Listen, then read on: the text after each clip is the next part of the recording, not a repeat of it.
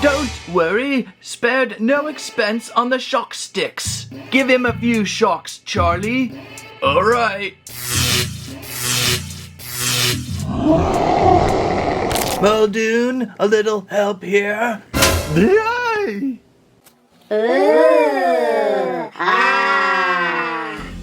Ooh, ouch. On the table today at Squirrel Stampede, the Hammond collection of Jurassic Park is back. This time the all hard to find Spinosaurus is here now, finally getting a few extra waves on shelf. Finally finding one in the wild was so exciting. And then a Stegosaurus too. You gotta have a carnivore and you gotta have a herbivore on the table. So they're both looking fantastically awesome in that upscale of the Hammond scale line. So join in today and I'll tell you everything you need to know about these beautiful, really fancy Hammond collection dinosaurs. Squirrel Stampede! Please Squash share! and squirrel line. This is a Jurassic World True FX Hammond collection Spinosaurus from Mattel. Really challenging to lock this one down this year. First appearing pretty much when Jurassic World Rebirth started hitting shelves, and primarily only at Targets, which just then flew off the shelves. Then finally, here we're seeing them listed over at Amazon for reasonable price, retailing approximately $64.99, which is probably the most expensive Hammond dinosaur I've picked up. Really, out of all the Hammond dinosaurs available, I would spare no expense for the Spinosaurus. I probably would spare the expense of the Stegosaurus though,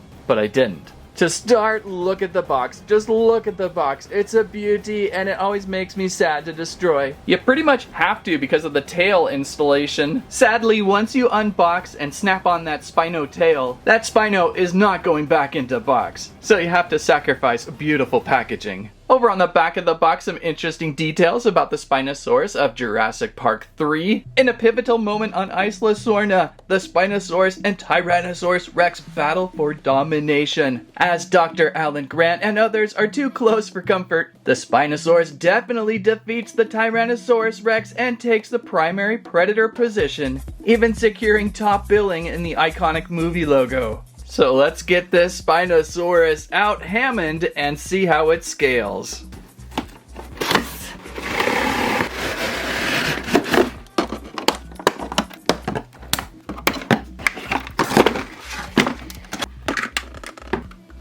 Out of the box, the Spinosaurus lives. What a giant! What a screen-hogging giant, filling up every angle from one corner to the other. The teeth abundant and the spine aplenty. This one may now take top prize in the Hammond collection. Beautifully sculpted, beautifully painted, and beautifully standed. What an impressive looking dinosaur. To start, what do we have for the scaling of this giant? I'm measuring 2 feet in length, 24 inches long from tail to head to tail. Right now I'm trying to mirror the more classic stance of a Spinosaurus on all fours, and that gives us approximately about a 10-inch height up to that spine. That could maybe change though if you're trying to give it some heightening. But a height like this, over 12 inches probably, it's gonna be a little tippy on those back feet. So I like to go a little more traditional and get it all on fours. The Jurassic Park 3 Spinosaurus is certainly more in proportion with something crazy that Hammond is up to, and not necessarily in structure with what a Spinosaurus probably would look like. You always first have to marvel at the heads of the dinosaurs of the Hammond collection, with that marble eye, that marble green amber eye, with a little bit of reflection coming off, always is a highlight of many of these dinosaurs. Then there's the highlight of all this length of the snout. I mean, we do have a head that's approximately 5 inches in length. And with opening and closing upper and lower jaw, a little bit tied down by those side jaw flaps. I probably can get a nice squeeze, but I'm gonna have to work a little bit with this thingy here. It's actually very, very soft rubber material, whatever this is. Obviously be careful with doing this. You do not want to tear that. It's on either side here, but look at this. There we go. We can ratchet out. Oh, that's a third click. Wow, he's mad now. We have some impressive reach now with these jaws. Oh gosh, it's scary. I think at its widest, I'm getting about a 4-inch opening. I don't think I want to ratchet back any farther because these are absolutely extended. So let's go down one. There's 1,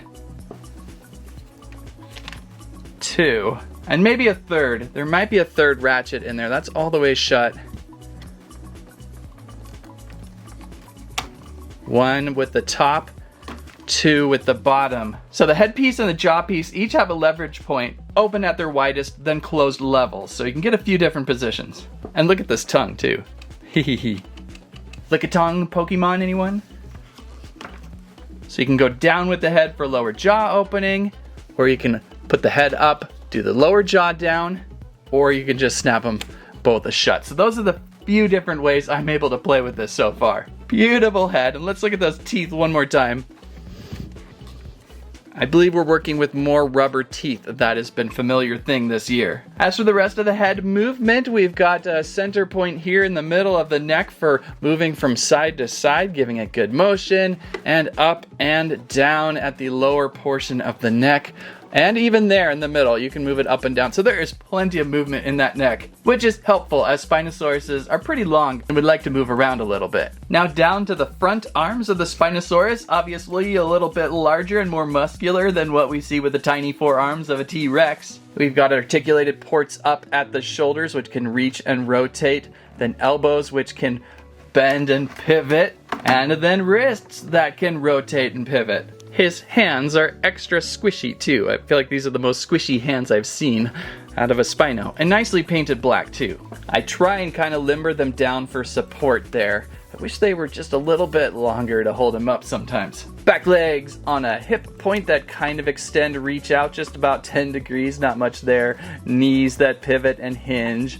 Then our back ankle that pivots and hinges. And then our lower foot pad that moves about here and there. So plenty of help to position this guy in many a pose. Back tail, I always have this extended into the sky, helps it stand. It's rubbery and soft here. The body is more solid, but the tail has got a squishiness to it. Paint flows down really nicely. And there should be a wire or something in there to give it a little bit of positioning. Not much, but a little bit is enough. As for the spine is fine. I mean, it doesn't do this. But it still looks really well painted, something you would expect to see in how it looks in Jurassic Park 3, probably the most. So well worth the hunt for the Spinosaurus Hammond collection. Will fit and stand well next to the Tyrannosaurus Rex and the Giganotosaurus as your biggest dinosaurs. Where are they now for scale? Well, there's our Hammond Tyrannosaurus Rex and our Hammond Giganotosaurus. Kind of feels like the Giganotosaurus is still the supreme size out of this collection so far. Just a little bit hulkier maybe. I mean, of course, it also kind of has a spine on its back. But really, all three have some giant proportion zones that give them their own scalage. Giga is just overall large, Spinosaurus has that giant spine, and well, T-Rex has those giant thunder thighs. Haha, thunder thighs. Stop it, I tried to exercise, I tried. So some fantastic dino scalage sizes from the Hammond line. How about a couple other classic Spinos to compare? The closest match might be the Camp Cretaceous Spinosaurus, who sadly has a hip blown out, so he doesn't want to stand very well. I believe this friendly Spino was one of Stampede's first. Darker gray blue with a ton of damage. And then, of course, this summer's all-new rebirth remold of the Spino.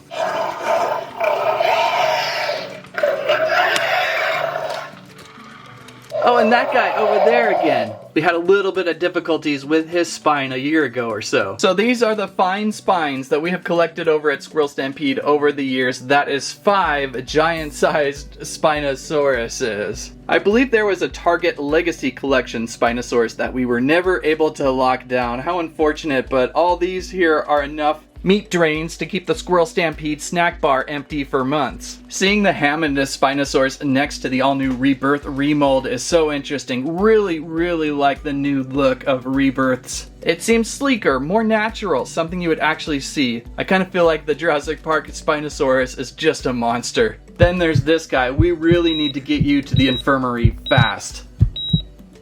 It's funny, it's really interesting how we've collected all these Spinos over the years, and there's even one more from the battle pack from the summer, a little bit smaller than the official Rebirth Spinosaurus. And of course, Dr. Grant just loves riding around his Schleich Spinosaurus.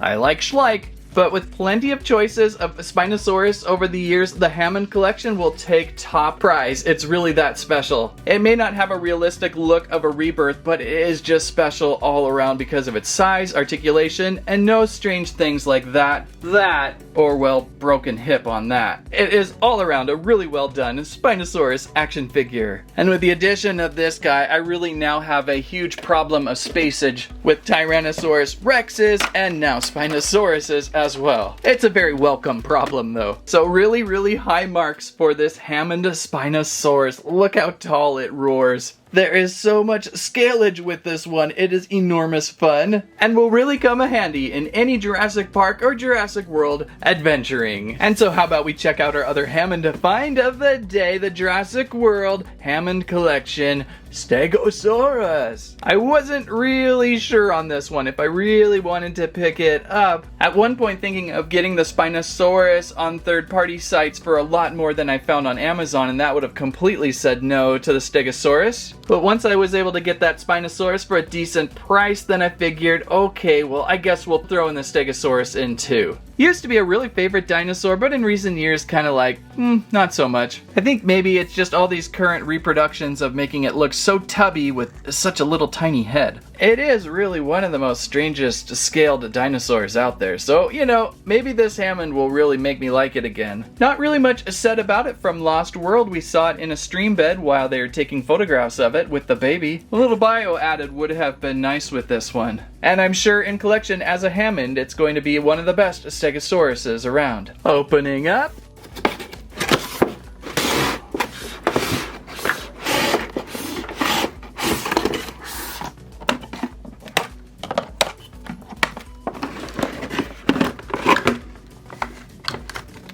And there we go, one very platy Hammond Stegosaurus. Kinda cute, kinda pointy up front, full of plates for every meal. You could have a buffet line on that back. Stout and strong, big-legged and back shorty up front. It would have been a really weird one to encounter in the field. The back tail, certainly dangerous. This was the part that you used to always hear about dinosaurs. It was Stegosaurus versus Tyrannosaurus Rex, even though they are not at all from the same era. I believe those two lived millions of years apart, so they're not really going to be fighting each other anymore. It could use just a little more teeth than that birdie beak gives it. So for scales, continuing a large size for the Hammond collection, I've got approximate about 17 inches from head to tail, and about 8 inches to the top of that back plate. And not as wide as I was led to believe, only about 4 inches in width on those back hips. Starting with the head, not really much going on other than those beautiful shiny marble eyes they add to many of the Hammond dinos. The neck is a shorty. We can move it around and pivot the head up and down, side to side. Pretty good movement actually for being just a couple joints. Front legs, they're super stiff up at the shoulder point, very tight, and elbow with rotation there, but it's super tight and a little bit of movement on those foot pads, hinged and all. Just very tight. Back hips rotate, and there's very little pull out, maybe about 5 to 10 degrees again. Knees that are hinging better than the fronts, and foot pads on rotation and hinges. The tail, the primary weapon, the almighty tail with plates and spikes, 4 spikes coming out the back. It pivots and moves on that one point, that's about it. And there probably is a wire or something in there. I'm getting a little bit of positioning movement there too. Pretty good. Giant plates here are all soft rubber, but do not position or move. Would have been nice maybe if they could have incorporated a torso hinge in there. Maybe not, that might have just made it look ugly, it's hard to say. So it's your classic herbivore Stegosaurus in Hammond collection style. I really only have one to compare it to. I forgot where this came from. I think it was from like a multi-pack, but I'm not sure, I can't remember. I believe I only have a couple of Stegos in the collection. They're hard to lock down and find. They're always underneath something. Honestly, this one's really good looking, especially standing next to this one. You can almost be fooled which one was nicer. This one has that torso articulation, but I think it was meant to kind of flail that tail back and forth. And so yeah, they did so well with this one. I don't think the Hammond Stegosaurus really stands out that great, but you know, it's nice to have these as an articulated figure instead of plated down with all that action. Nice to give this guy a friend though, it's really nice. And so today, I really must say, both Hammond Dinosaur... Wait, what's going on here? I'm giving the squirrels a private screening of the all-new Hammond Spinosaurus Stegosaurus fight. Fight? What are you talking about, Hammond? That does not sound smart. Don't worry, spared no expense on the shock sticks. Give him a few shocks, Charlie. All right. Charlie, I think you should stop. I think you should stop right now. Oh, come on, Dan. These are top-of-the-line shock sticks. I'll be fine. Uh-oh. Charlie! Oh no! Oh no! Hammond, this has got to stop. This is not entertainment. Perhaps the Stegosaurus show will change your mind. What, dare I ask, happens during the Stegosaurus show? Alright, Barney, go ahead, give it a zap and watch it dance. I present the tap dancing Stegosaurus.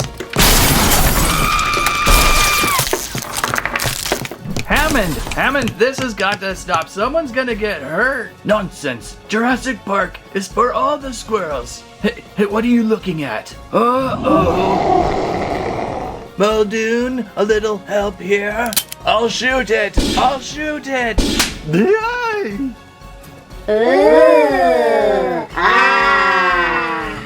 Well, as the compies get Hammond back together here, we can marvel at most of his collection that we have found over the past couple years. They are certainly within the Finer Things Club of Jurassic Park and World Mattel Dinosaur collecting. Treasured for their higher articulations, less gimmicky action features, a little extra high-scale articulations, and many with those really realistic eyes. Kind of a bummer they came up with those eyes midway. There's a few in here. I really wish they had the marble eyes. Now they have to do those again. But these dinos are certainly one of my favorite collections to go back to every 65 million years or so. I wonder what'll be next. I wonder what will be the next dinosaur featured. Always so good to get this Hammond collection family of dinosaurs on the table. What shall we dino next? You know, I've been really interested in these Bitsies. I know this has been on shelf for a while, but I gotta try out a Jurassic World Bitsy sometime. And maybe I'll pair it with the Tamagotchi, because they also have a Jurassic Park World, grow your own, live your own, live your own pets inside electronic world. So those may be fun. Keep an eye out for those. If you like today's video, please give us a squawk, squirlive, squammit, your favorite, most interesting Hammond collection dinosaur out there. Thank you so much for watching. Here's a few videos that YouTube recommends. Thanks again. That's what I have to say about that.